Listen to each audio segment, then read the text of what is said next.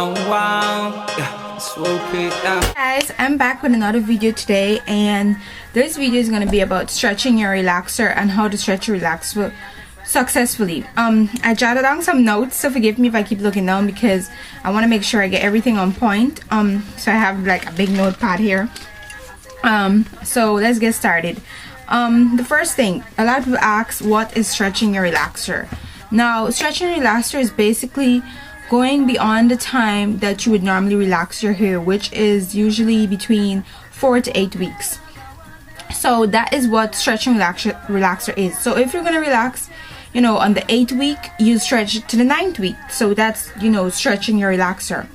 Now, when does the stretch actually begins is when you will consider your normal time of when you relax your hair. So if you're a person that relaxes your hair every 10 weeks, your stretch will obviously begin after the 10th week, when you're 10 weeks post. So then your stretch will begin. Me personally, I used to relax my hair every 10 weeks. I will go to the salon and get my hair perm.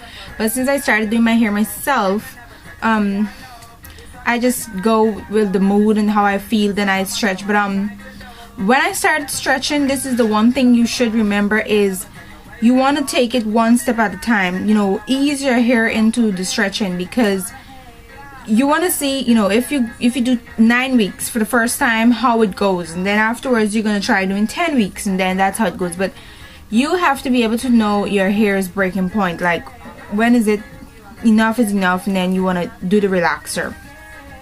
So let's get started with some points on how to stretch a relaxer successfully.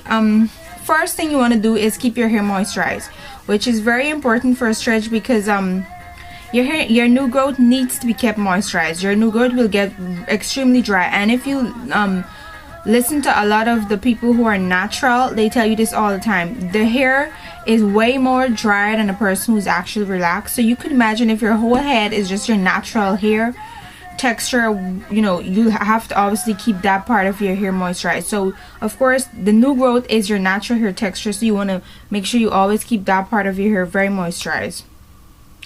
And the next thing is co-wash very often. Co-wash basically adds moisture to the hair, and it helps when you shampoo your hair. You know, shampoo strips the natural oils and whatnot from your hair. So with a co-wash, this helps add back moisture into your hair, and, you know, keep that moisture there for you until you add your leave-in and moisturize your hair. Because of course, like I said, the shampoo will strip your hair. It depends though, if you're using a sulfate free shampoo, that might not happen, but most of us do use sulfate shampoo.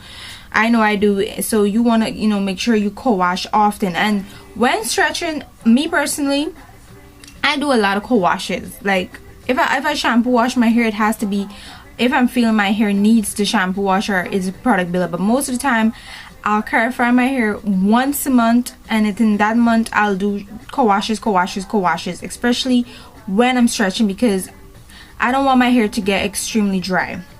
The next thing is white tooth combs. You want to use a white tooth comb for when you're detangling hair. Never detangle your hair with a comb like this. You're gonna get so much breakage. You're gonna think, well, oh, is my hair falling out? So my bangs are in my eyes. So you don't want to detangle your hair with a small comb like that. You want to always make sure you get a white tooth comb, something like this, to detangle your hair with, because that's going to work way better, and it's going to help you, you know, deal with the stretch a little bit easier. Another thing is, never over manipulate your hair, because, you know, I'm saying the words funny, but because what happens, that it in itself causes breakage to your hair. You do not want to do that. I mean, I tend to comb my hair a lot, but it depends on what you're using to comb your hair as well with. If you're going to use this to comb your hair every day, then you're definitely doing the stretch the wrong way. So yeah. So the next thing would be protective styles. Now protective styles vary from, you know, whatever you think will help with your stretch. Right now my hair is in a bunch of braids that I did myself last night, and I bought some elastic bands from the dollar store, and I fold my ends up and I put them at the end to protect my ends. Now this style here that I'm wearing is, I will consider a protective style for me. Others might not, it depends. But this is just a bunch of braids that I did myself. you know, to help manage my new growth. And also this will be a low manipulation hairstyle because I don't have to comb my hair every day, just style it how I want to go. So that's, you know, and a lot of people ask what are protective styles. Protective styles are buns, ponytails, braids, roller sets. All those things works as protective styles. Next thing is deep conditioning. You want to deep condition your hair often, and the reason for doing a deep condition is because this helps with the strength of your hair. It helps strengthen your hair. Now, most obviously when you're stretching, you're going to deal with two textures, and you have your new growth and then your relaxed hair. And if you don't take care of your relaxed hair, it's going to break. People often forget that the relaxed hair of itself is fragile because it's way more thin than your hair, which is your new growth, which is stronger. So the deep condition helps, you know, repair that and helps strengthen the hair, so you can, you know, go through this stretch very smoothly. So always remember to deep condition your hair. And another thing you should remember is to always use a protein deep conditioner at least once a month. It depends on how your hair reacts to a protein treatment. So if you a person who your hair cannot take protein treatment, then you'll have to find something else that will work for you. But protein helps balance with the moisture, and it also helps add that strength back into your hair. The last thing would be to pay attention to your hair, because for some of us, we want to stretch but we don't know how to do it. And like I said, you need to ease into stretching. What you need to do is pay keen attention to your hair, because if you don't and you start to get breakage, that is often, and a lot of shedding, that's often the time when you want to make sure that, you know what, I stop and I relax my hair.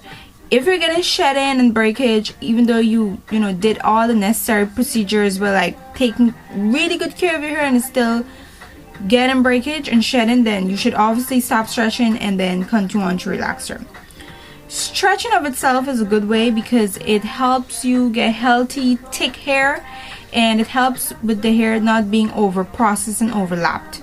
So what basically happens is that when you stretch your hair, you give your hair a break from the over processing of the relaxer, and your hair gets time to overcome that chemicals, and you can go again.